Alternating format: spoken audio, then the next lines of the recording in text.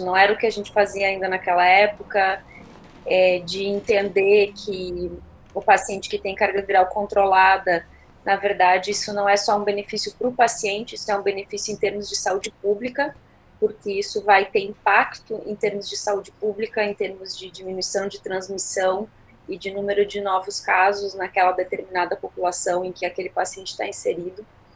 Então, mudou muita coisa na nossa prática médica e é um artigo que traz uma evidência de qualidade, né? Então, é um artigo bom de analisar também, porque ele é muito bem feito. E aí isso facilita as coisas para a gente, né? Mas é isso, gente. Parabéns aí, Jorge, pela escolha do artigo e espero que vocês gostem. Pois então é isso, vou iniciar a apresentação aqui. Pessoal, só para lembrar que essa reunião, a gente da Linfec decidiu gravar ela para... A gente tá pensando em fazer uma espécie de podcast com essas nossas reuniões, e aí quem quiser escutar depois nas suas plataformas, fica à vontade, entendeu? Então vou deixar gravando aqui só para caso vocês queiram saber. Ó, canal no YouTube aí. Pois é, professor. A Linfec não tem ainda um canal no Pois é, YouTube, ó. Eu não sei nem como é que faz isso. Eu só sei que dá para fazer e dá para botar as Hoje em dia é gravações lá. TikTok, mas enfim, a gente vai ver como é que vai fazer, mas a gente pretende deixar isso gravado para a posteridade. Ah, muito bem. Então, hoje a gente vai fazer análise crítica desse artigo. É um artigo de 2011, cujo título é Prevention of HIV-1 Infection with Early Antiretroviral Therapy. Só uma breve introdução aqui. Nessa época já se sabia que o uso de drogas antirretrovirais realmente diminuía a carga viral do vírus no sangue. E também sabia-se também que a carga viral no sangue estava correlacionada com a carga viral nas secreções genitais. E aí se hipotetizou se essa diminuição da carga viral nas secreções genitais realmente diminuiria a transmissão de um indivíduo para o outro do vírus, certo? Antigamente, por volta na primeira década do século XXI, nos anos 2000, só se utilizava a terapia antirretroviral, principalmente quando o CD4 estivesse abaixo de 200 ou abaixo de 350, algumas referências. Isso porque não se sabia se os benefícios dos antirretrovirais superariam os malefícios dos seus efeitos adversos, visto que naquela época os antirretrovirais não eram tão modernos quanto são hoje e tinham muito mais efeitos adversos do que os antirretrovirais que a gente usa hoje. Sendo assim, para avaliar o efeito da terapia antirretroviral precoce na prevenção da transmissão dos HIV para parceiros não infectados e no desenvolvimento de eventos clínicos de pessoas infectadas, o HPTN 052 foi desenhado. HPTN 052 é o nome desse estudo que a gente tá analisando.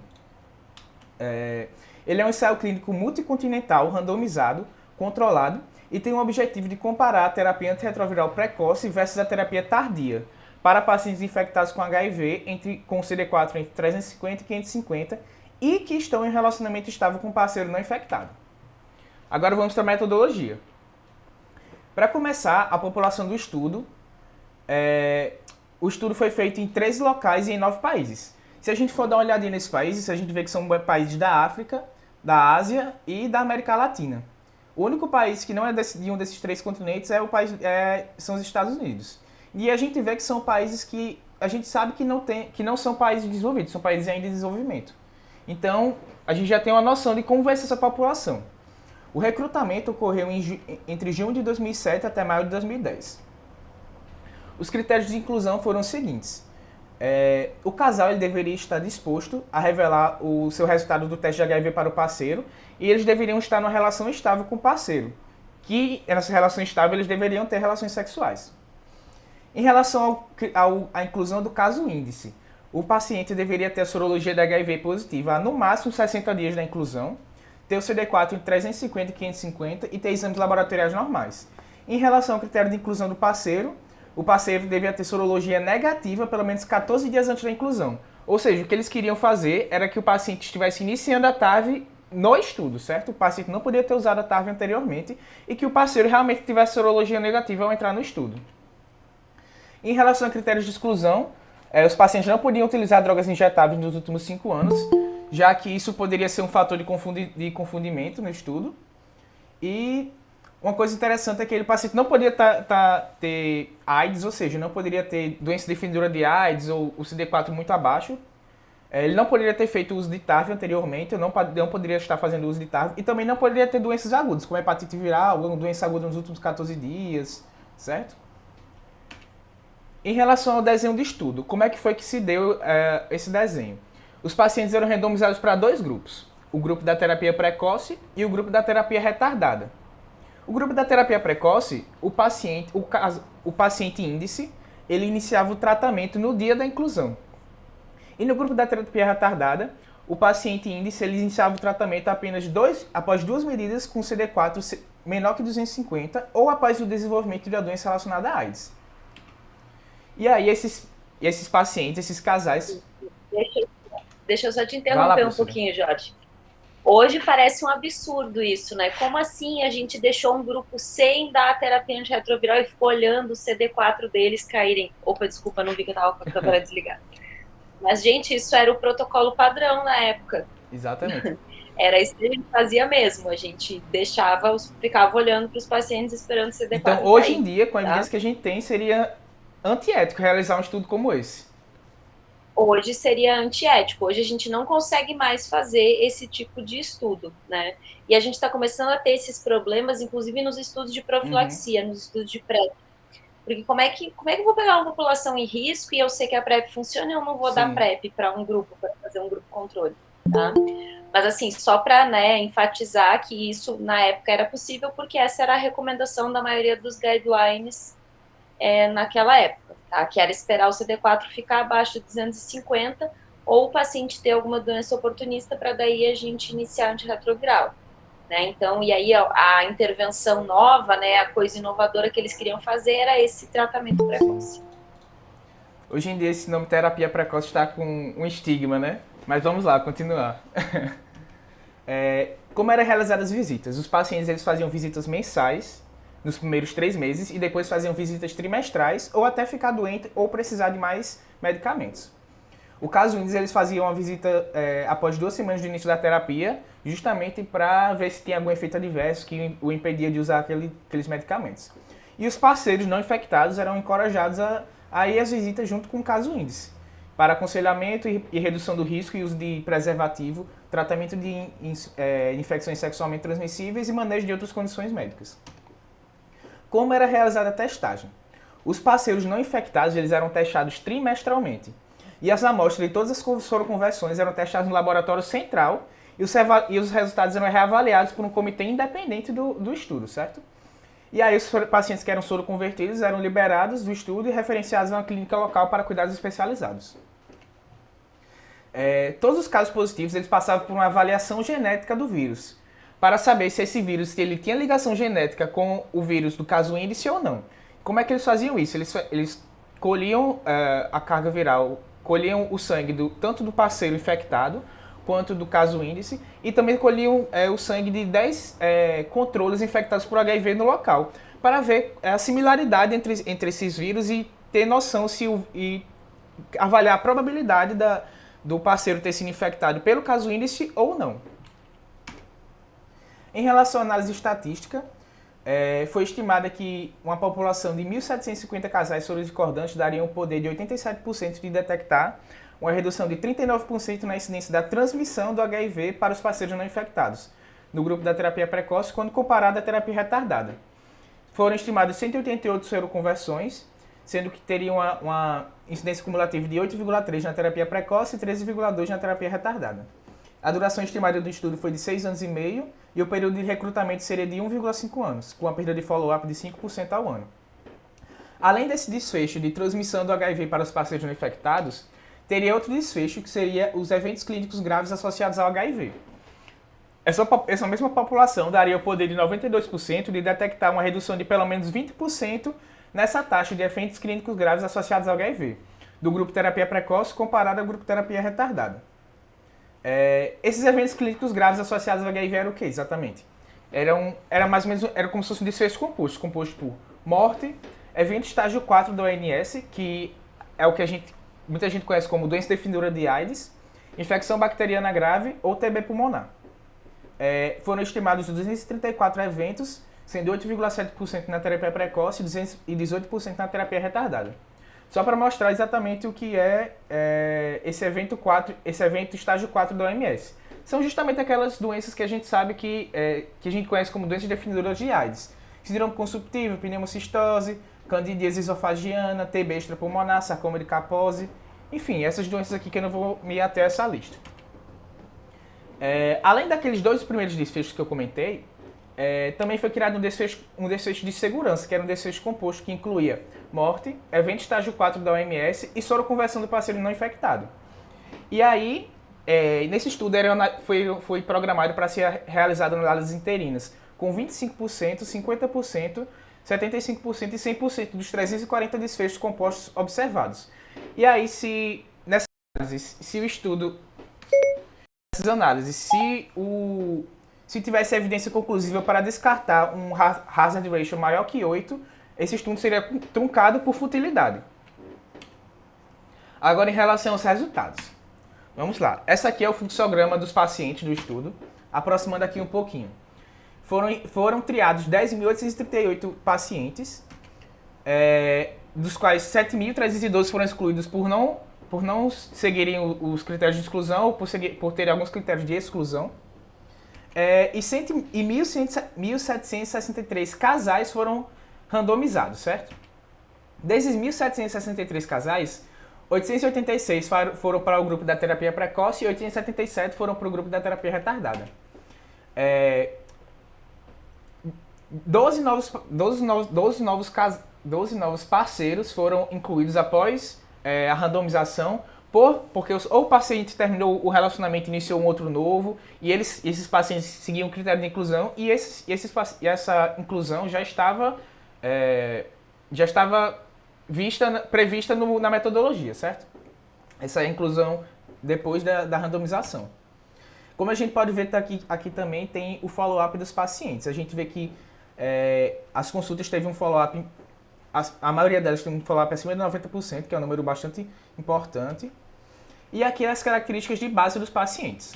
Aproximando um pouquinho, uma coisa interessante que a gente nota é que o nível educacional dos pacientes realmente é condizente com o nível educacional de países em desenvolvimento. A gente vê que 40% dos pacientes inclusos, eles tinham apenas o primário, que é justamente o ensino fundamental, certo? E 40% também tinham apenas o ensino médio. Pouquíssimos pacientes tinham ensino superior, certo? O que é o que de se esperar em um estudo feito em países em desenvolvimento. Além disso, eles também colocaram o status marital do paciente. Como nos critérios de inclusão, um dos critérios era você ter um relacionamento estável por pelo menos 3 meses, a gente vê que mais de 90% do status marital dos pacientes eram pacientes casados ou vivendo com parceiro, certo? Poucos deles eram solteiros, e isso é importante até pra gente ver pra gente aplicar nosso estudo na prática, porque a gente aplicar esse estudo na prática, até porque a gente sabe que a maioria dos pacientes que a gente trata, ou pelo menos grande parte deles, não são casados, são solteiros com vida sexual ativa. Em relação continuando aqui nas características de base dos pacientes, a maioria pouquíssimos pacientes, aliás, tinham relação desprotegida nas últimas semanas, certo? E também o CD4 médio dos pacientes era muito parecido nos dois grupos. Um grupo tinha 442, enquanto no outro grupo tinha 428.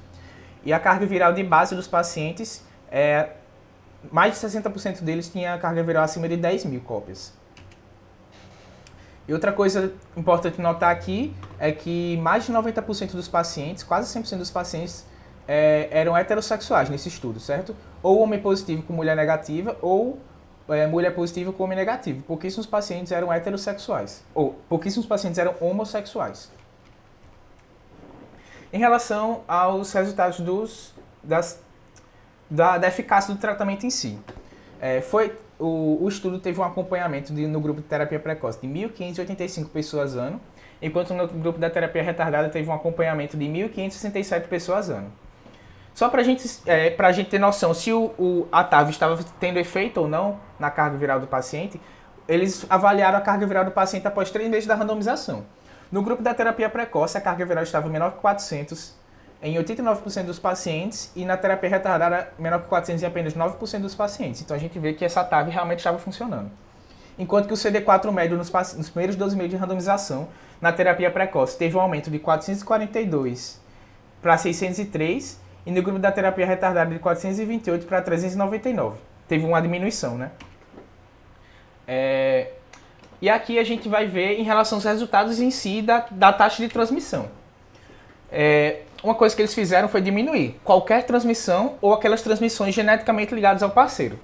Em relação a qualquer transmissão, o que a gente vê aqui no grupo da terapia precoce teve um total de 4 transmissões, enquanto no grupo da terapia retardada teve um total de 35 transmissões. Na terapia precoce, isso daria uma taxa de 0,3 transmissões por 100 pessoas ano, enquanto no grupo da terapia retardada isso daria uma taxa de 2,2 transmissões por 100 pessoas ano. Isso daria um hazard ratio de 0,11, ou seja, houve uma diminuição de 89% nas transmissões se você comparar o grupo da terapia precoce com o grupo da terapia retardada.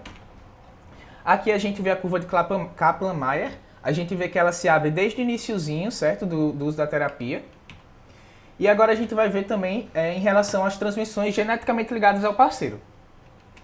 No grupo da terapia precoce teve apenas uma transmissão geneticamente ligada ao parceiro, e no grupo da terapia retardada teve 27 transmissões geneticamente ligadas ao parceiro. Na terapia precoce isso deu uma taxa de 0,1 transmissão por 100 pessoas ano, e no grupo da terapia retardada deu uma taxa de 1,7 transmissões por 100 pessoas ano, o que dá um hazard ratio de 0,04. Isso significa que houve uma redução de 96% das transmissões quando comparando o grupo da terapia precoce com o grupo da terapia retardada. Aqui a curva a curva de Kaplan-Meier se assemelha muito à anterior. Em relação ao outro desfecho, que são os eventos clínicos, certo? Os eventos clínicos relacionados à AIDS, certo? A síndrome de imunodeficiência adquirida. Na terapia precoce, a gente teve um total de 40 eventos, enquanto no grupo da terapia retardada teve um total de 65 eventos. Isso, na terapia precoce, isso dá um total de 2,4 eventos por 100 pessoas ano, e no grupo da terapia retardada dá um total de 4,0 eventos por 100 pessoas ano. Isso dá um hazard ratio de 0,59, ou seja, houve uma redução de 41% na quantidade de eventos quando comparando o grupo da terapia precoce com o grupo da terapia retardada. A gente vê que a curva ela demora um pouco mais a se abrir justamente porque tem aquele tempo para a carga viral diminuir para o CD4 subir para começar a ver essa diferença na quantidade de eventos. E aqui em relação àquele desfecho composto, houve uma redução na quantidade de desfechos compostos de 0,8%. Houve uma redução de 72%, ou seja, um hazard ratio de 0,28%. A gente vê que também a curva se abre. Só uma coisa interessante é que a mortalidade não era desfecho primário desse estudo, mas eles colocaram esses dados que eu achei interessante, foi que ao longo do estudo, houve 23 mortes. 10 mortes foram no grupo da terapia precoce e 13 grupos foram no grupo da terapia retardada. Isso dava um hazard ratio de 0,77, só que com um P não estatisticamente significativo. Ou seja, esse estudo não mostrou significância estatística na redução da mortalidade. E isso não é condizente com outros estudos que já vinham tendo na época, que mostrava que realmente, você iniciar a terapia mais precocemente reduz a mortalidade. Mais tarde a gente vai discutir o porquê disso. Em relação a eventos adversos, teve um total de 246 eventos adversos grau 3 ou 4, com um número semelhante nos dois grupos, e um P também não estatisticamente significativo. Ou seja, a terapia precoce não aumentou o número de eventos adversos, não tem aumento no número de eventos adversos em relação à terapia retardada. Aqui eles também calcularam o hazard ratio para fatores prognósticos para a ocorrência desses eventos. O que eu quero mostrar aqui, focar, é mais em relação à carga viral de base. O que eles mostraram é que se você tem uma carga viral de base mais elevada, você tem maior risco de transmitir a doença e você tem maior risco também de ter eventos clínicos. Ou seja, ele está mostrando aqui que a carga viral é um fator de risco para transmissão da doença. Ou seja, se você tem a carga viral, quanto menor a sua carga viral, menor o risco de você transmitir a doença. Transmitir o vírus, né? Alguns aqui não tiveram significância estatística. E só para finalizar, comentando algumas limitações de estudo, como a gente viu, houveram os casais, eles estavam num relacionamento estável, E esse relacionamento estável, se a gente for transpor para a população geral que a gente atende, não representa inteiramente essa população. A gente sabe que muitos desses pacientes, eles estão solteiros. Além disso, esses pacientes eles recebiam aconselhamento e preservativos mensalmente. Isso pode ter diminuído a incidência da infecção. Além disso, muitos pacientes recebiam profilaxia com Bactrim e isoniazida, dependendo da sua contagem de carga viral de CD4 e dependendo também do local do estudo que eles estavam passando, que eles estavam incluídos.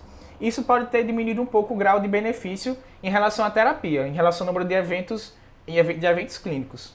Isso também pode ter diminuído também a mortalidade, mesmo naqueles pacientes no grupo da terapia retardada. Talvez esse seja o motivo pelo qual a diminuição da mortalidade não foi tão significativa. E aí fica a pergunta, esse estudo mostra mesmo que indetectável igual a intransmissível? E é aqui que eu gostaria de abrir espaço para discussão. Doutora Mônica, a senhora gostaria de falar alguma coisa nesse momento?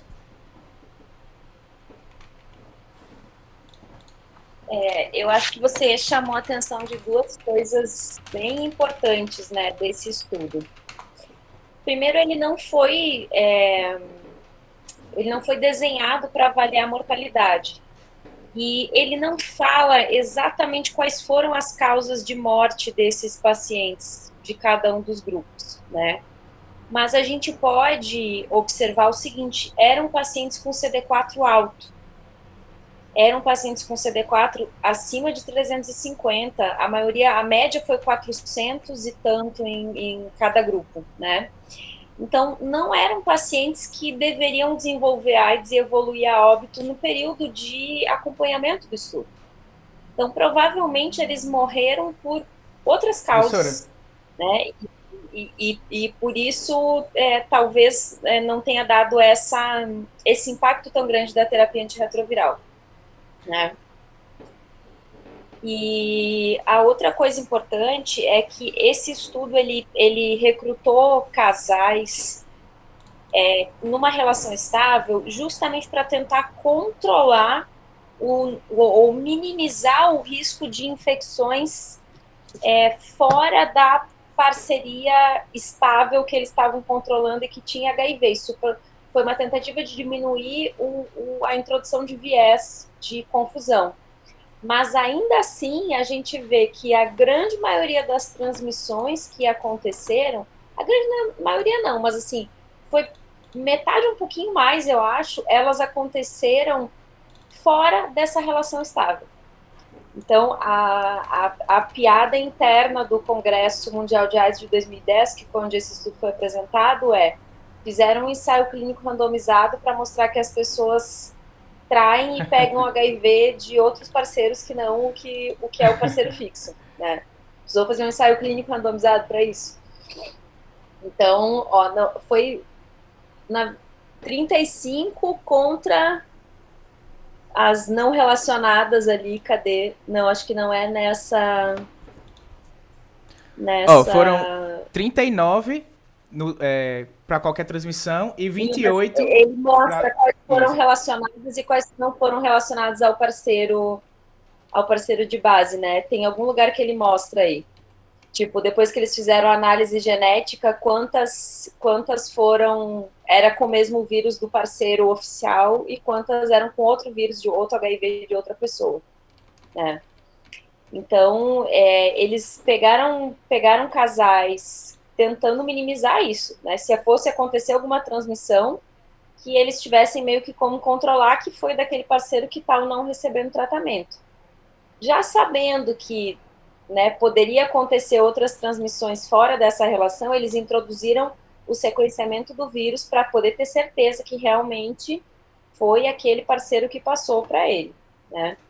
Então, eu acho que isso não tira o mérito do estudo da gente poder extrapolar ele para a população em geral. Então, não vai fazer tanta diferença assim se aquela pessoa se relaciona com várias ou se ela tem um parceiro fixo. Na verdade, isso foi mais um instrumento utilizado pelo ensaio clínico para tentar garantir a validade interna dos resultados deles e diminuir viés de confusão. Sim. Professora, eu baixei aqui o apêndice suplementar e realmente ele mostra justamente isso, que a maioria dos pacientes que vieram a óbito, eles tinham CD4 maior que 300. Como vocês podem ver aqui. Um ou outro tinha CD4 menor que 300, sabe? Esse aqui tinha 81, 31, mas não foi a regra, vamos dizer assim.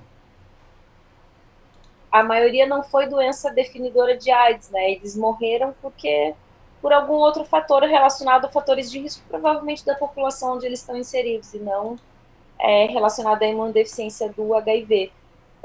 Quando os outros estudos que a gente tem que avaliaram redução de mortalidade, eles pegam pacientes com qualquer nível de CD4, né? E aí eles até estratificam a análise por CD4, e sempre a gente tem benefício naqueles que tinham CD4 menor, o CD4 sobe mais, a gente tem uma redução maior na mortalidade. Por isso que nesse estudo eles não conseguiram pegar essa diferença. E também não foi desenhado para isso, no cálculo de amostra não foi para isso, né? E os autores tiveram, na verdade, uma grata surpresa, porque eles estavam estimando, vocês viram ali, Jorge mostrou o cálculo do tamanho da amostra, uma redução de 40% no risco de transmissão do HIV com a terapia antirretroviral precoce. E, na verdade, eles encontraram uma redução muito maior do que isso, né? Então, eles usaram aquele ponto de corte ali, que 39%, 40%, que é o mínimo que a gente considera para você querer introduzir uma intervenção em termos de saúde pública, né? Pelo menos 40% de eficácia.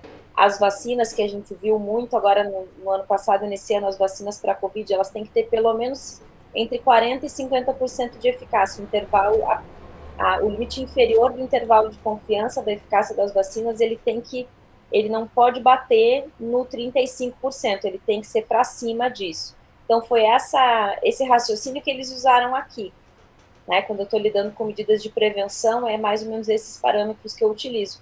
E o resultado foi muito melhor do que eles estavam imaginando, né? Então, foi um resultado muito, muito surpreendente desse estudo e que deixou todo mundo muito feliz, assim, muito surpreso de maneira positiva, né? De como isso poderia ajudar a diminuir a transmissão do HIV. Obrigado, doutora Mônica. Alguém tem alguma pergunta a mais? Eu queria perguntar uma Vai lá. coisa, que na verdade do que eu entendi do artigo, assim, tem relação, na verdade, da transmissão com a carga viral, né? Com a quantidade de vírus que Isso. tem. Então é por isso que talvez na chamada de vocês usaram aquela questão de se você não consegue contar quanto carga viral tem, é intransmissível. Então essa regra se aplica ainda hoje, assim, a gente toma TARV, se a gente consegue zerar o número de cargas de cópias virais, então a gente consegue definir que é intransmissível hoje em dia. Sim, na verdade, teve uma transmissão que aconteceu no grupo de terapia antirretroviral precoce, no estudo, né? Vocês lembram ali? Foram 2 transmissões nesse grupo, uma não relacionada, ou seja, a pessoa pegou HIV de outro parceiro, não daquele que estava tomando terapia antirretroviral, e teve uma transmissão que foi relacionada. Era o vírus realmente do parceiro que estava começando a tomar antirretroviral. Essa transmissão, ela aconteceu nos primeiros 3 meses de início da terapia antirretroviral. E a gente precisa lembrar que nessa época aí, a terapia padrão, ela era com efavirenz. A maioria dos pacientes tomava tenofovir, lamivudine e efavirenz, ou então AZT, lamivudine e efavirenz. E o efavirenz, ele leva até 6 meses para tornar a carga viral do paciente indetectável. Então, essa uma transmissão que aconteceu nesses mais de 700 pacientes que tinham nesse grupo de terapia precoce, ela aconteceu antes da carga viral ficar indetectável, né? Então, aí que a gente tem mais certeza ainda de que realmente isso funciona. Então, tá tomando terapia antirretroviral, não tem vírus circulando no sangue, essa pessoa não vai transmitir o HIV. Isso é verdade, isso como diz Eveline, é prego batido ponta virada, certo? O paciente pergunta pra gente, eu posso ter relação sem camisinha se eu tenho carga viral indetectável, eu não vou transmitir o vírus para ninguém? Não vai transmitir o vírus para ninguém, mas você precisa garantir que a sua carga viral se mantenha indetectável. Então, esqueceu de tomar o remédio, atrasou o remédio, a carga viral vai aparecer no sangue, e aí pode transmitir o HIV sim. Por isso que para casais sorodiscordantes, ainda hoje, mesmo que o que tem HIV tenha carga viral indetectável, a gente sugere o uso de profilaxia pré-exposição pelo parceiro negativo. Por dois motivos principais, né? Primeiro, porque a gente nunca deve deixar a nossa proteção na mão de outra pessoa. Sempre que possível, a gente tem que controlar a nossa proteção, certo?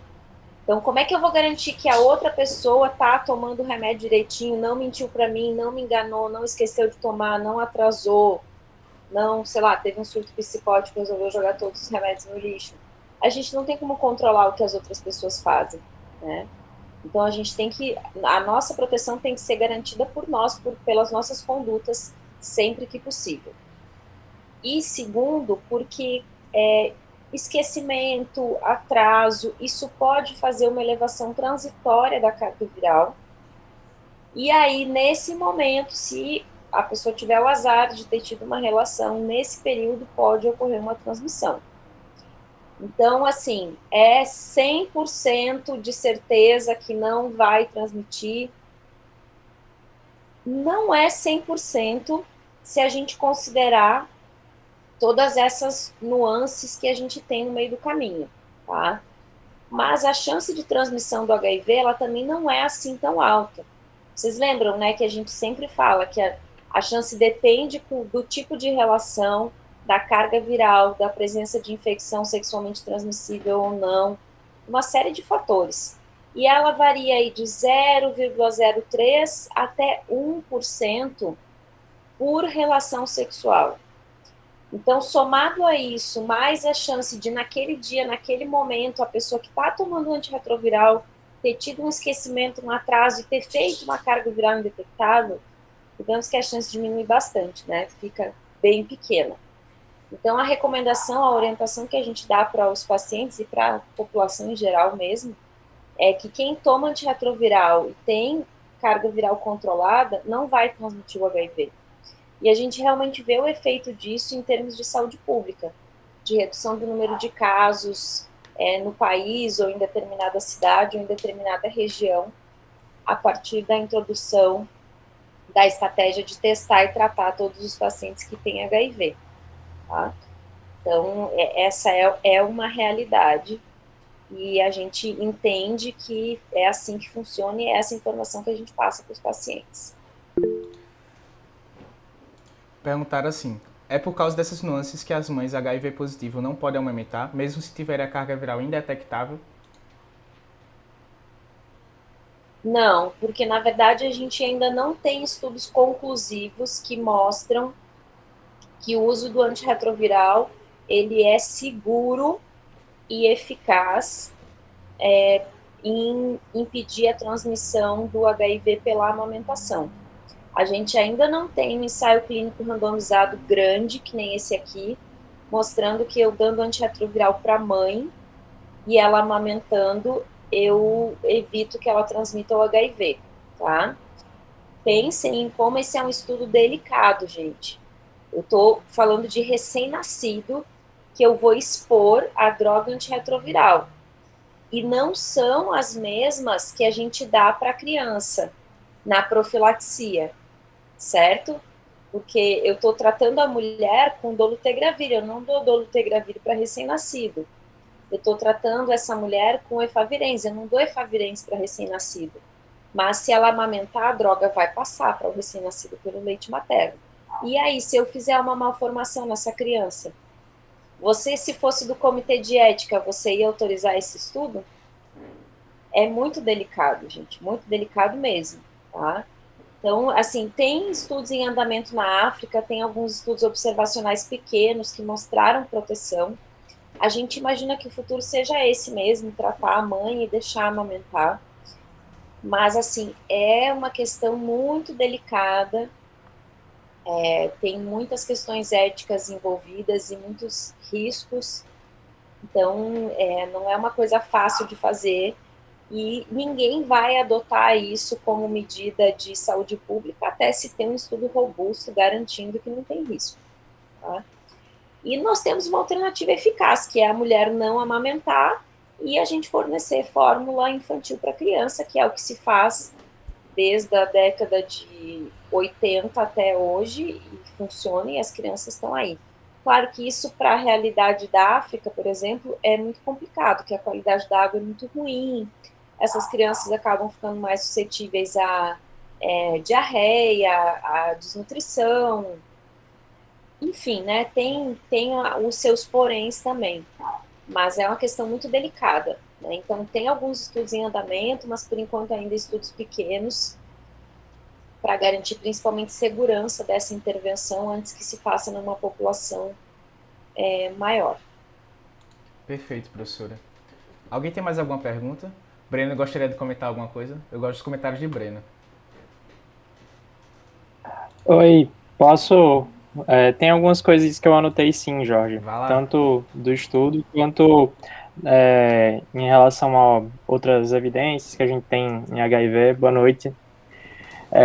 Primeiro, eu queria perguntar à doutora Mônica uma curiosidade que eu fiquei, porque um dos centros do HPTN 052 era lá em Porto Alegre. E, se eu não me engano, a senhora fez residência lá no HCPA, não foi, professora? A senhora viu alguma coisa assim de bastidor, participou do recrutamento do estudo, algum chefe que era investigador principal?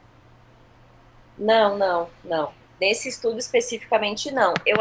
Eu não me lembro se lá em Porto Alegre foi o Clínicas, eu acho que foi o Hospital Conceição, que é o que é do HPTN, que foi os pacientes, porque lá são 3 universidades, são 2 universidades federais e 2 privadas, que tem só em Porto Alegre de medicina, né? Cada uma com o seu respectivo hospital universitário e centro de pesquisa e ambulatório de HIV, etc. Mas eu, se não me engano, foi eles. Essa época eu estava na residência ainda, estava na residência ainda. Entendi. Esse grupo tem alguns outros trabalhos, né? Inclusive em PrEP também. Eu lembro que ano passado eu participei daquele grupo de centro de estudos do internato do Giseuda, que os internos participam, né? E o HPTN 083, que era um de cabotegravir para PrEP, teve inclusive uma apresentação da parte dos resultados da América Latina, que foi a Beatriz Grinchen que apresentou. Eu não sei se eu estou pronunciando certo o nome dela, é um nome meio complicado de escrever. Grigenstein, é como se pronuncia. Esses sobrenomes estranhos. O HPTN ele é um grupo que estuda HIV Prevention Treatment Network, eu acho que é o que a sigla significa. Então, eles estudam tecnologias de prevenção, né, intervenções para prevenção do HIV. E eles têm uma série de estudos.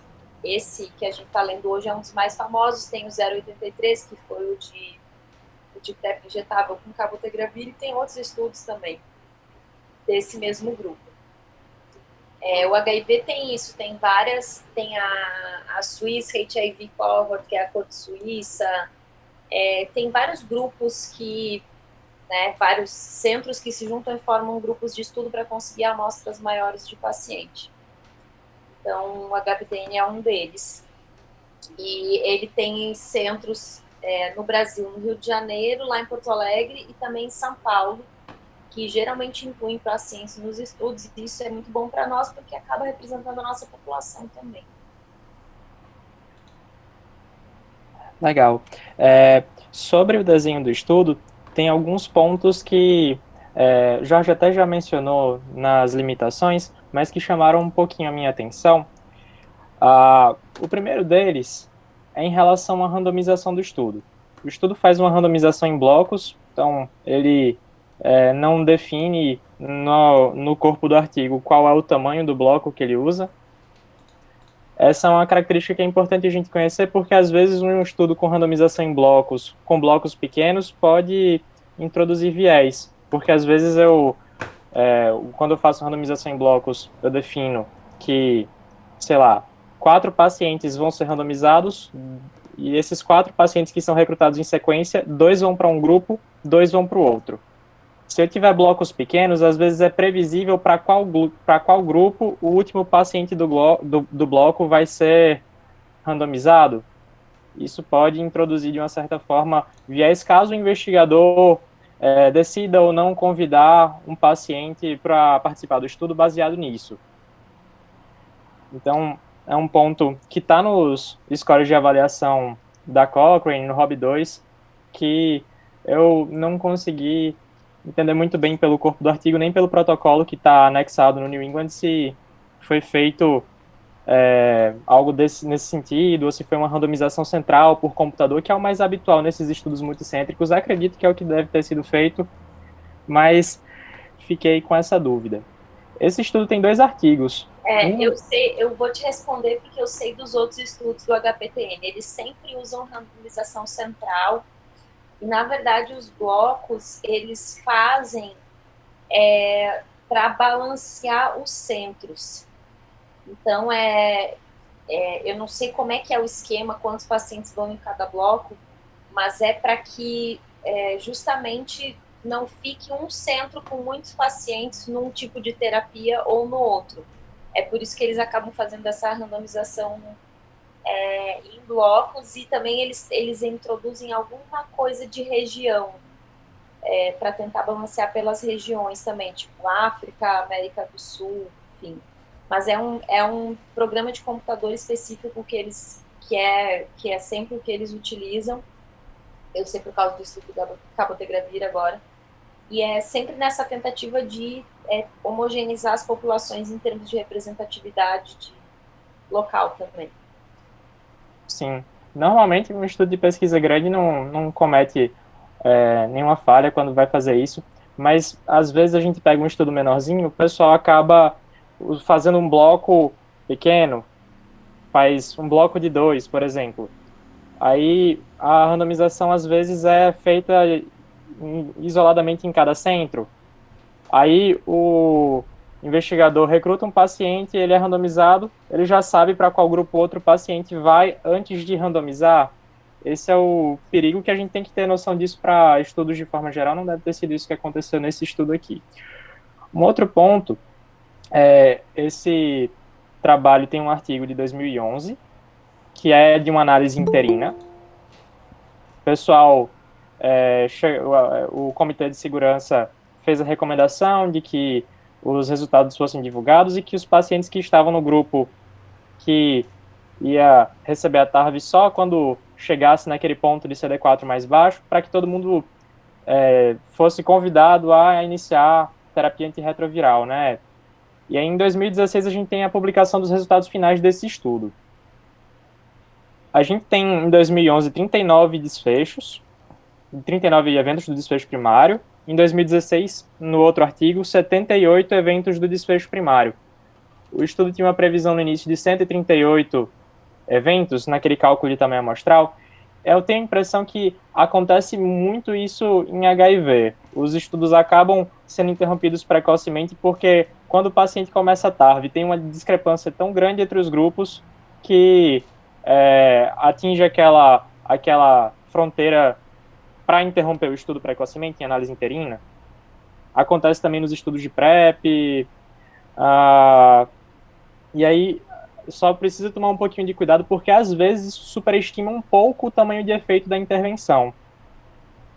Embora a gente nem tenha visto isso, o tamanho de efeito até aumentou em 2016. O hazard ratio era 0.11 e virou 0.07, se eu não me engano. Então, aumentou um pouquinho o tamanho de efeito na análise final.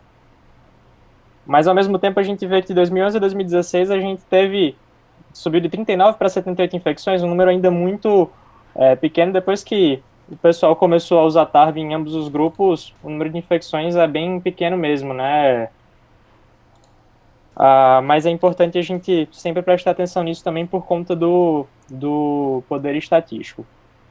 O último ponto que eu acho legal é que HIV tem muitos estudos nessa área que saíram na década passada de início precoce de TARV. Tem esse estudo do HPTN, tem também um outro estudo que se chama Insight Start, que foi publicado em 2015, que randomizava pacientes com CD4 maior que 500 para iniciar a TARV ou precocemente, ou quando o CD4 caísse abaixo de 350. Esse também foi um estudo que foi interrompido em análise interina por eficácia, overwhelming efficacy. O desfecho primário era um composto de complicações relacionadas a HIV/AIDS. Então é um outro estudo com um desenho um pouquinho diferente, que não olha para a transmissão, mas olha para complicações no próprio paciente, que também ajuda a construir esse corpo de evidências, talvez para começar a TARV ao diagnóstico do paciente. E tem um terceiro estudo, eu acho que a senhora até mencionou, mas mencionou no começo da sua fala, mas sem falar o nome, que é o Partner, que foi publicado em 2019, que era a coorte que acompanhava casais sorodiscordantes, o paciente vivendo com HIV com carga viral menor que 200 cópias, e aí eles avaliavam novas infecções no membro do casal que não tinha HIV no início do estudo. E aí teve 15... Esse era um observacional, né? Isso, era uma coorte. E esse aqui não, esse aqui foi um ensaio clínico mesmo, né? No padrão, como tem que ser bonitinho, randomizado.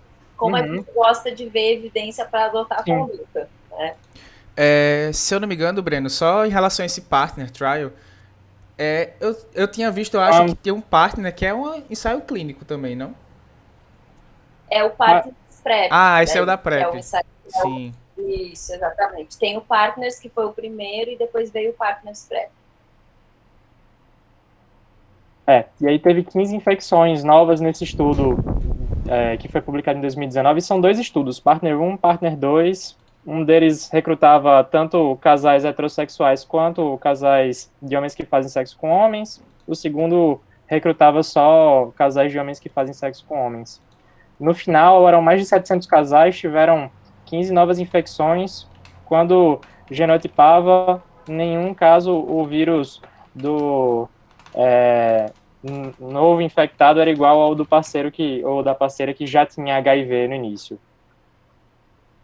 Os estudos que eu mencionei são esses 2. Estou mandando aqui no chat o link para o PDF de ambos. Na verdade, isso foi um dos questionamentos na época. Esse estudo, ele incluiu, na maioria, casais heterossexuais. Então, será que para homens que fazem sexo com homens, a proteção seria a mesma, dado o tipo de relação com exposição maior a sangue, com maior risco de transmissão do HIV de uma maneira geral, né? Então, o Partners, ele veio também um pouco responder essa pergunta, né? Que não teve diferença para homens que fazem sexo com homens, também a proteção é eficaz, né? Não só para casais heterossexuais.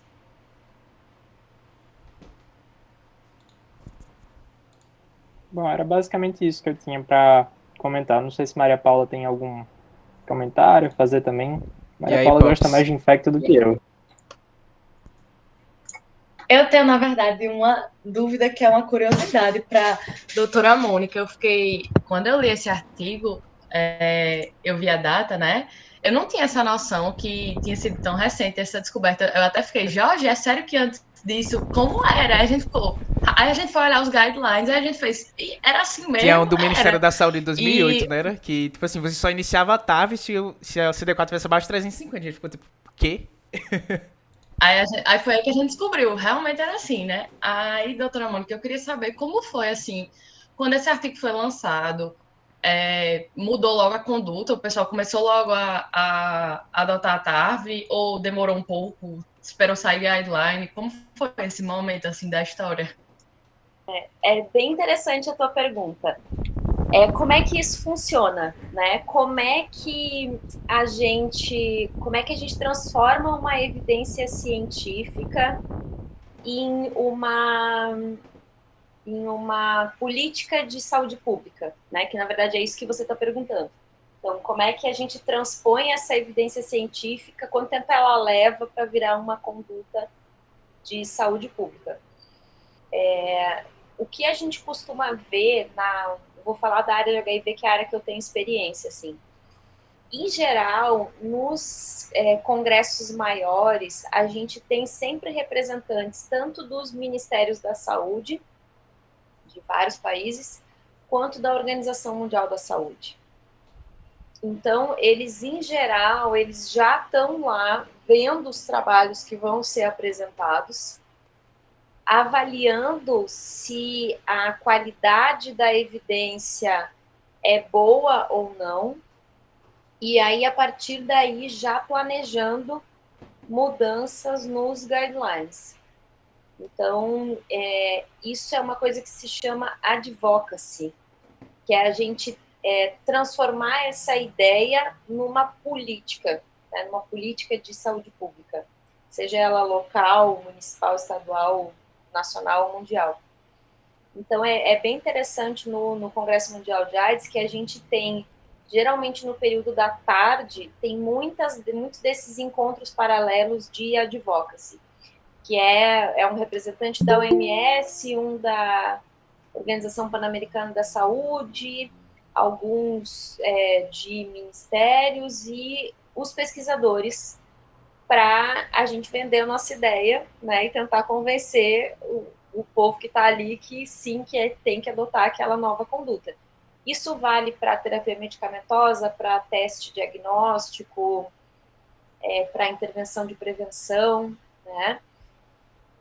Então é bem interessante ver isso. Em geral, a gente costuma ver hoje em dia um período aí de em torno de 6 meses a 1 ano entre uma evidência ser publicada, né, apresentada no Congresso, e haver uma mudança no guideline. Geralmente começa assim, a Organização Mundial da Saúde endossa aquela evidência nova, né, como, por exemplo, agora um caso recente, que foi a questão do dolutegravir causando defeitos de fechamento do tubo neural nas gestantes. Então, foi aquele rebuliço todo, como diz lá no Sul, por causa dessa evidência de que o dolutegravir dava alteração no feto. E aí, todo mundo correu atrás de estudar, o pessoal aqui do Ministério fez um trabalho muito bacana, revisando todas as gestantes, mais de 400 gestantes que tinham usado dolutegravir. E no ano seguinte foi apresentadas as novas evidências e em questão de 1 mês ou 2 a OMS já emitiu um comunicado dizendo que poderia voltar a usar a dolutegravir em gestante, respeitada as primeiras 8 semanas, né? Então, cada vez isso tem sido mais rápido, mas em geral é esse intervalo, de 6 meses a 1 ano entre sair uma evidência, a OMS endossar, né, dizer, ó, eu estou de acordo, eu concordo, eu acho que é isso aí mesmo, e aí cada país vai adotar de acordo com os seus recursos, né? Então, aqui no Brasil, se tendo uma nova conduta, uma nova tecnologia, uma nova intervenção, ela tem que passar pela avaliação da CONITEC, que é a Comissão Nacional de Avaliação de Tecnologias em Saúde. Então, eles fazem toda uma análise de custo-efetividade, eles emitem um documento que é colocado para consulta pública no site do Ministério da Saúde. Qualquer pessoa pode ir lá acessar, ler o documento e comentar o que ela quiser. Então, dizer que concorda, que não concorda, que isso, que aquilo. Depois desse período de consulta pública, eles fazem uma nova avaliação do que foi comentado, e aí isso é adotado ou não pelo Ministério da Saúde de acordo com o orçamento, o dinheiro que tem para pagar, né? Então, a PrEP foi assim, a Conitec fez a análise, viu que ela era extremamente custo-efetiva, então ela ia economizar muito dinheiro para o Ministério da Saúde, e aí o governo, que era o governo Temer na época, adotou a conduta, porque viu que aquilo, né, foram lá e mostraram, ó, vai economizar tantos milhões de reais por ano, com a previsão de novas infecções que vão ser abortadas pelo uso da PrEP. Né? Então, vai ter um corte no orçamento. Aí, ok, então vamos tornar isso uma medida de saúde pública. Compra o antirretroviral da PrEP, distribui, né? Então, tem todo esse caminho. Mas é engraçado vocês falarem, porque, assim, essa questão de quando iniciar a terapia antirretroviral, isso foi uma discussão durante muito tempo, e isso ia e voltava e mudava. E não foi uma coisa fácil, né? Porque imagina, gente, no início da epidemia, logo que surgiu a terapia antirretroviral potente, que a gente chamava de HAART, hoje a gente nem usa mais esse termo, que era terapia antirretroviral altamente ativa, que foi quando começou a usar os 3 antirretrovirais. O tratamento do HIV chamava coquetel, não era à toa. O paciente ele tomava 9 comprimidos a cada 12 horas. Então, primeira terapia que eu me lembro, assim, primeira vez que eu prescrevi um antirretroviral na minha vida, eu era aluna do 4º período, nem vocês eram há pouco tempo atrás. E aí o tratamento era AZT, lamivudina e neofinavir. Neofinavir é um inibidor de protease que nem existe mais, era um negócio horrível, era 5 comprimidos a cada 12 horas. Dava uma diarreia tenebrosa nos pacientes. A gente já prescrevia a loperamida junto, porque sabia que não ia dar certo sem a loperamida. Além desses 5 comprimidos de neofinavir, eram mais 3 de AZT a cada 12 horas e mais 1 de lamivudina. Então, eram 9 comprimidos pela manhã, que não são pequenos, mais 9 comprimidos à noite. Então, assim, para a pessoa tomar aquilo, só se ela realmente estivesse muito doente ou se fosse uma gestante, que estava tomando porque ia proteger a criança. Dava um monte de efeito colateral, deixava a pessoa lipotrófica, dava dislipidemia, neofinavir dava cálculo renal. Então, assim, às vezes o paciente morria da complicação do remédio. Então, a gente precisava achar o equilíbrio. Em que momento o risco dele ter uma doença oportunista supera o malefício que eu posso estar fazendo com o tratamento, né? E nem sempre foi tudo muito científico. Eu conto, às vezes, na aula de HIV, que o primeiro consenso de tratamento do HIV, que foi um americano, ele foi feito pelo John Bartlett e o Joe Gallant, que são dois... Um deles até faleceu, já que são 2 pesquisadores da Johns Hopkins, nos Estados Unidos. E eles vieram muitos anos aqui para o Rio de Janeiro fazer um curso de atualização de HIV. E eu tive a oportunidade de assistir a aula deles. E aí o Joe Gallant era um senhorzinho de uns 70 anos, assim, muito, né, espirituoso, e ele diz assim: vocês sabem como é que a gente chegou naquele primeiro consenso no número de 350, de mandar tratar o paciente quando o CT4 chegasse em 350? Aí todo mundo ficou olhando para ele pensando que ele ia dizer de um estudo, um ensaio clínico, uma análise estatística. Aí ele falou assim: olha, a gente sabia que com 500 de CD4 o paciente estava bem, ele não ia ficar doente, estava tudo beleza, e que com 200 ele começava a ter infecção oportunista. Qual é o meio do caminho entre 500 e 200? 350. Então vamos começar a dar antirretroviral quando ele chegar nos 350 de CD4. Pronto. Aí a gente foi lá e escreveu isso no consenso e todo mundo copiou o mundo afora. Claro que depois vieram os estudos, os ensaios clínicos, né? Aí a gente ficou nesse moído. Não, vamos tratar todo mundo com CD4 menor que 500, vamos tentar ver se a gente melhora a sobrevida assim. Aí muito efeito colateral da medicação. Não, vamos baixar de novo para 250. E a gente ficou aí uns 4, 5 anos nessa função de sobe CD4, baixa CD4 para iniciar tratamento. Isso era discussão. Como vocês veem hoje o povo brigando se vai prescrever ivermectina ou não vai para tratar Covid, era a mesma briga. Não, eu quero dar antirretroviral para o meu paciente com menos de 400 de CD4. Não, eu só dou para o meu se tiver menos de 200. E assim a gente ia. Até, né, que vieram esses estudos que mostraram que não, tem que dar o mais cedo possível. E, claro, os antirretrovirais melhoraram muito também, né, gente? Nem se compara 9 comprimidos de 12 em 12 horas com 2 comprimidos uma vez ao dia, que é o que a gente tem hoje. Então, isso também facilitou, né? Agora fica fácil eu dizer, toma 2 comprimidos de manhã quando você acordar e tá tudo resolvido, né? Comparado com o que era antes. Foi bem legal para mim ler esse estudo, justamente porque, como a senhora falou, né? A gente estuda medicina achando que as coisas sempre foram assim. E aí foi bem assim, a história, né? Só mais uma coisa. Já não sei como é que tá aqui a questão de quantos de período, sim, se o pessoal é de período mais novo, mais na frente, se é misturado. Mas o pessoal Jorge falou de vários termos aí na apresentação, truncamento de estudo, randomização em bloco. Então, acho que se alguém não conhecer esses termos, seria um bom momento para a gente discutir esses conceitos. Mas se todo mundo já estiver familiarizado, aí a gente segue. Mas eu não tenho mais nenhum comentário, não.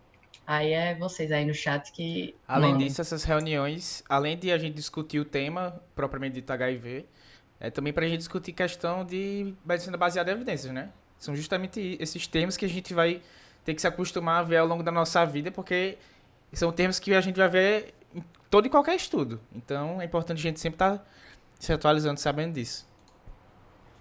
Por exemplo, uma coisa que eu e Jorge fomos conferir, né? Quando a gente estava lendo o estudo, o Jorge montando a apresentação e eu junto com ele olhando. Porque na metodologia ele deixa bem claro que ele vai truncar, que os critérios de truncamento do estudo, né?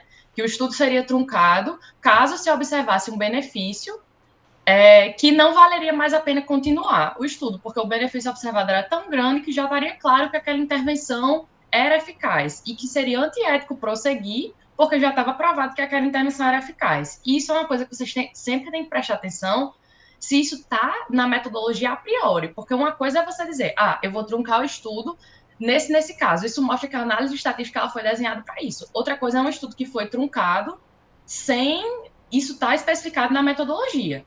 Isso aí já se torna algo que a gente vê com maus olhos, um estudo que ele é parado do nada sem isso estar especificado na metodologia. Outra coisa é o que o Breno falou, que todo estudo truncado, por mais que ele tenha sido truncado de acordo com aquelas regras da metodologia, ele corre o risco de ele estar superestimando o efeito. Então, por exemplo, nesse caso aí em 2011, a gente sabia que a tarja era boa, mas a gente não sabia se era tão boa quanto estava dizendo nesse paper aí de 2011.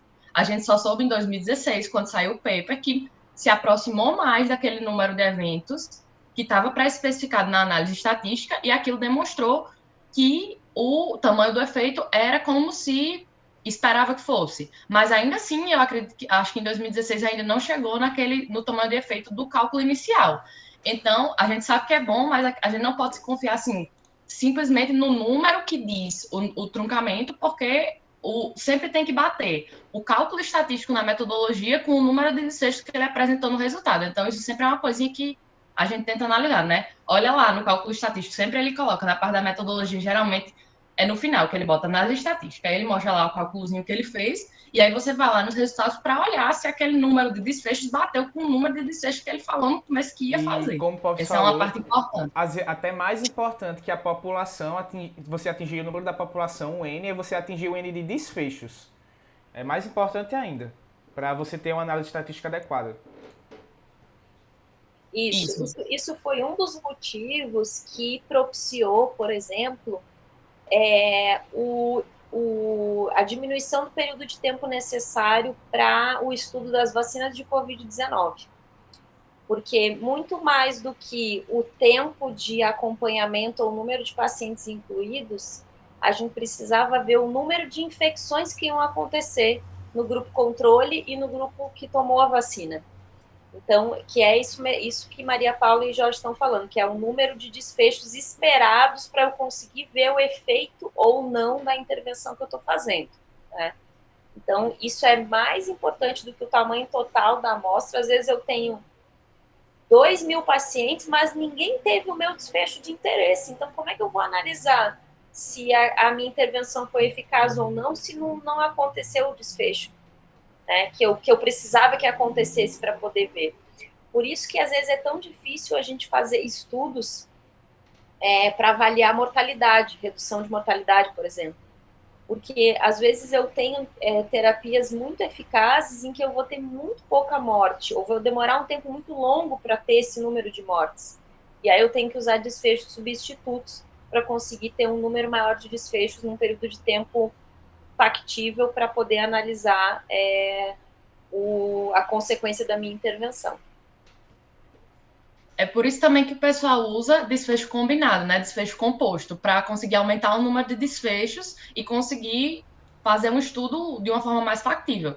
Só que aí, quando tiver desfecho composto, você tem que analisar direitinho se aqueles desfechos que estão contidos no desfecho composto são todos desfechos de relevância clínica. Não adianta estar mortalidade e um desfecho assim bem sem futuro no meio, né?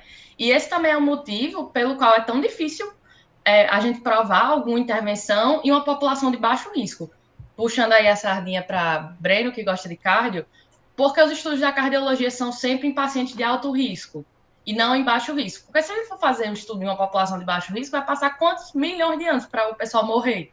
Vai demorar. Então, por isso que sempre se pega alto risco, que aí o pessoal morre mais e aí você consegue comparar do grupo controle para o grupo teste de uma forma mais rápida. Eu acho que tem alguém com a dúvida aí. Pessoal, valeu aí, gente. Carol, ela perguntou, pessoal, no caso de um estudo que não consegue mais provar uma eficácia significativa, por exemplo, o FEMPREP, e não prossegue, a gente também veria isso como uma possível falha metodológica. O FEMPREP, só para ambientar a situação, foi um estudo que analisou a eficácia do placebo em numa população de mulheres, avaliar a eficácia da PrEP numa população de mulheres na África. E aí foi um estudo que não mostrou a eficácia da PrEP. Aí a gente se pergunta, por que não mostrou? Se a doutora Mônica quiser falar um pouquinho mais sobre isso. Isso. Na verdade, o problema do FEMPREP foi a escolha da população a ser estudada. Porque intervenções medicamentosas, principalmente para prevenção, a gente precisa ter uma população motivada a adotar aquela prevenção. E os estudos que foram feitos com a população HSH, de homens que fazem sexo com homens, a grande maioria deles foi feita na Europa, nos Estados Unidos ou na América Latina, em países desenvolvidos em que conseguiram selecionar uma população com um nível educacional maior.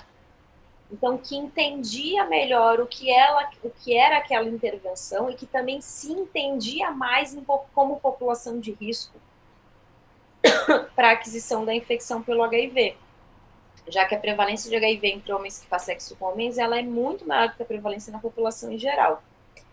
Então, um dos principais problemas do FEMPREP foi a baixa adesão das pacientes à intervenção do estudo. E por que aconteceu essa baixa adesão? Quando eles foram analisar nível sérico de medicação, a maioria dos pacientes não tinha a medicação no sangue, porque não estava tomando. E por que elas não tomaram?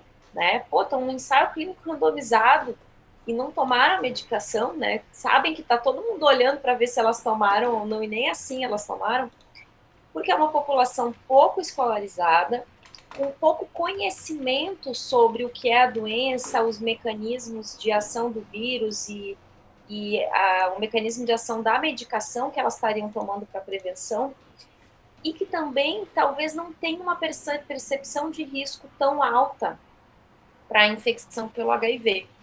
Então, na verdade, o erro do estudo foi na seleção dos participantes, né? Foi na escolha do local de realização de estudo e da amostra, do local onde foi retirada a amostra, certo? Então, até isso a gente tem que levar em consideração quando vai fazer um estudo, porque o uso de uma medicação, ele não deixa de ser uma intervenção comportamental. Eu preciso que a pessoa entenda o que ela está fazendo e faça da maneira que foi proposto, né? Então, tudo isso tem que ser levado em consideração, senão foi todo um investimento e o resultado do estudo foi... ele foi um desserviço, na verdade, né? Porque ele parece que não funciona, mas, na verdade, a gente sabe que funciona, mas é que os pacientes precisam tomar para a medicação funcionar. Hoje em dia a gente vê que a eficácia da PrEP está muito relacionada à adesão do paciente. Então, se o paciente não aderir, não tomar aquele medicamento todos os dias, como tá escrito na bula, então a eficácia realmente vai diminuir. Aí você vai começar a pensar, será que esse remédio presta mesmo? Mas, na verdade, foi a adesão se a gente for ver lá, boa parte dos pacientes tinha adesão menor que 80% nesse estudo. Então, pode ter influenciado bastante no resultado. E Ana Lima, ela pediu para repetir o conceito de randomização em bloco. Não sou o pai da MBE, quem sabe mais aí é Breno, mas vou falar. Se eu falar errado, ele me corrige. Mas randomização em bloco é o seguinte: quando os pacientes eles vão ser incluídos no estudo, eles vão ser incluídos para um grupo ou para outro. E aí, para saber para qual grupo ele vai ser incluído, o que fazem é colocar meio que num sistema, e o sistemazinho ele randomiza para um desses grupos. Só que quando você faz estudos, você não faz o estudo em um só local, você faz estudo em vários locais. E aí, para que fique equilibrada a quantidade de pessoas em cada grupo, ele randomiza em blocos, para ficar, vou colocar 3 pessoas nesse grupo e depois 3 pessoas nesse outro grupo. Para não colocar uma pessoa nesse grupo, depois a pessoa para outro grupo e para outro local. Para o local ter mais ou menos a mesma quantidade de pessoas em cada grupo. Então ele cria blocos de pessoas e coloca nos grupos, em vez de colocar uma pessoa de cada vez. Acho que é mais ou menos isso. Isso é só. Pode falar, Breno. A gente usa randomização em blocos. Essa é uma ferramenta bem interessante, especialmente se o estudo for pequeno, para eu garantir que não tem um desequilíbrio do número de participantes. Eu vou fazer um ensaio clínico randomizado com 5.000 pessoas, vai dar bem parecido. O número de pacientes num grupo e no outro, eu sorteando um de cada vez. Por outro lado, se eu tenho um estudo com 100 pessoas, como eu tenho um N menor, é mais fácil acontecer uma randomização que fique meio desequilibrada, 40 num grupo, 60 no outro, esse tipo de coisa. Quando eu randomizo em blocos, eu defino o tamanho do bloco. Eu vou randomizar em blocos de 4 pessoas. A cada 4 pessoas que eu vou randomizar, eu garanto que 2 delas irão para um grupo, 2 irão para o outro. Uma coisa que a gente faz também é, além de randomizar em blocos para garantir que o número de pessoas entre os grupos seja semelhante, a gente faz isso também para que em cada centro eu randomize em blocos para não ter, por exemplo, um monte de gente de um centro que está todo mundo no mesmo grupo e um monte de gente de outro centro que está todo mundo no outro grupo, porque aí eu posso ter uma diferença na característica da população de um lugar para o outro que interfira no equilíbrio das características entre os grupos do estudo, entre o grupo controle e o grupo de intervenção. Existem algumas coisas que você faz para essa randomização em blocos dar certo e não introduzir viés no estudo. A primeira coisa, é ideal que ela seja uma randomização central, que a pessoa que está lá na ponta recrutando o paciente não interfira no processo pelo qual é gerada a definição. O paciente tal vai para esse grupo, o outro paciente vai para o outro grupo. É importante também que não sejam blocos pequenos. Um bloco de 2 pessoas, a gente acabou já conversando sobre isso. Você vai saber para onde vai o segundo paciente quando o primeiro for randomizado. Isso não é legal, porque aí o investigador vai saber, quando ele recrutar o segundo paciente, para qual grupo ele vai. Outra coisa também que é interessante ser feita é aleatorizar o tamanho do bloco. Tem estudo que faz isso. Uma hora o bloco tem 4 pessoas, aí outra hora o bloco tem 8 pessoas, para garantir, mais uma vez, que quem está recrutando não tenha como prever em qual local o paciente vai cair, porque o cara não vai saber, agora é um bloco de 4, agora é um bloco de 8, quem sabe isso é a central, que não está interferindo diretamente no processo de recrutamento. Ficou claro, Iana? Alguém tem mais alguma dúvida? Quer perguntar mais alguma coisa? Fazer algum comentário? Fica à vontade. Só um último comentário que eu ia falar e acabei esquecendo. Uma coisa também que eu acho interessante comentar desse estudo é que a gente é acostumado a, quando vai analisar um estudo, prestar atenção se ele é cego, né? Que é uma das coisas que a gente sempre presta atenção para avaliar a qualidade do estudo. Só que nem todo estudo tem como ser cego, né? Então, um estudo que você está, por exemplo, fazendo uma cirurgia cardíaca, às vezes não tem como ser cego. Um estudo que você está dando remédio para um paciente mais cedo ou mais tarde, às vezes não tem como ser cego. E aí, para a gente ter certeza que esse cegamento, placebo de cirurgia, mas pior que às vezes tem, né? Tem uns estudos que o pessoal bota no centro cirúrgico que é anestesia e o cara sai meio desorientado, mas normalmente não é o que se faz. Mas, enfim, tem alguns estudos que, eticamente, não tem como cegar, e aí, nesses casos, a gente tem que ficar mais atento ainda ao tipo de desfecho. Se aquele desfecho que foi usado é um desfecho que pode ser influenciado pela avaliação do médico ou não. Nesse caso, não tem como, porque a detecção do HIV é um exame que você faz, o médico não tem como opinar nisso. Mas se o desfecho fosse internação por HIV, seria uma coisa que a gente ficaria meio assim, porque o médico ele interfere diretamente se o paciente vai internar ou não, acaba que é uma decisão médica. Então, o fato de o médico não estar cego e o desfecho ser um desfecho que ele influencia, essa combinação de fatores é uma coisa que sempre deixa a gente de orelha em pé no estudo, que não foi o que aconteceu nesse caso, que apesar do estudo não ser cego, o desfecho era um desfecho objetivo, era um desfecho duro.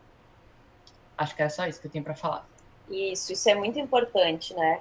E assim, até quando a gente usa placebo, também tem que ter, porque os médicos e os pacientes, eles sempre querem saber o que eles estão tomando, né? As pessoas não, elas ficam assim, será que esse foi? Será que não foi?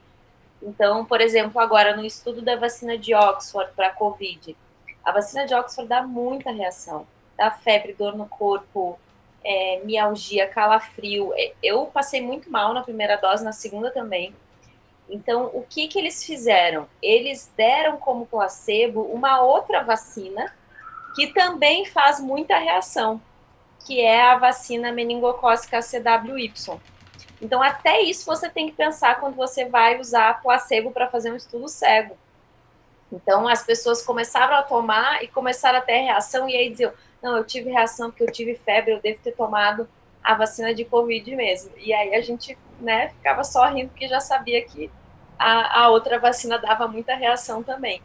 Então, isso era fundamental, porque o desfecho do estudo era Covid clínico, né? Então, eu podia interferir na minha avaliação. Não, eu sei que ele tomou placebo, então eu acho que aquela queixa que ele tá de coriza e dor de garganta, ela é mais importante, eu vou colocar aqui como que ele realmente teve manifestação clínica compatível com o Covid-19, né? Mas aqui não, aqui é um exame de laboratório, é ver DNA, RNA do vírus ou não, né? Então, pronto, acabou. Não tem o que a minha análise interferir nisso, não é uma coisa subjetiva. Então não tem problema o estudo não ser cego. Perfeito. Já estamos com quase 1 hora e meia de reunião. Acho que já estamos com o tempo batendo na porta. Queria agradecer todo mundo pela presença, agradecer especialmente a doutora Mônica por aceitar entrar nessa discussão com a gente aqui, o pessoal do PET. E só queria fazer um convite para o pessoal para todo mundo que está aqui. Quinta-feira terá a nossa reunião científica da Linfec. Será sobre PrEP. E aí a gente vai fazer mais ou menos uma análise parecida com essa reunião de hoje. Será às 19 horas, só conferir lá no Instagram da Linfec. Obrigado pela presença de todos. Boa noite. Obrigada, gente. Boa noite. Façam mais reuniões. Adorei essa intersecção aí, PEC. Vai ter. Desculpa, tem outros artigos muito legais mesmo que não sejam da área de HIV. Já vou até deixar uma dica. Tem uma nova tecnologia que foi recém-incorporada pelo Ministério da Saúde, que é o screening dos pacientes HIV com CD4, se não me engano, abaixo de 100, com antígeno criptocócico, para avaliar a presença ou não de antígeno na corrente sanguínea e fazer terapia preventiva, que tem estudos relativamente recentes mostrando impacto na mortalidade dos pacientes. Então, é um assunto bem legal, é uma coisa que recém está sendo incorporada, que talvez seja bacana analisar aí os ACTA Trials para ver se essa intervenção realmente foi bem estudada, né, e bem incorporada aí pelo Ministério. Anotei só aqui, prof. sugestão do meu assado ainda, que é a área de HIV e fungo. É um mundo, né? Tem outras coisas para a gente discutir também. Mas valeu, gente. Até a próxima. Boa noite. Boa noite.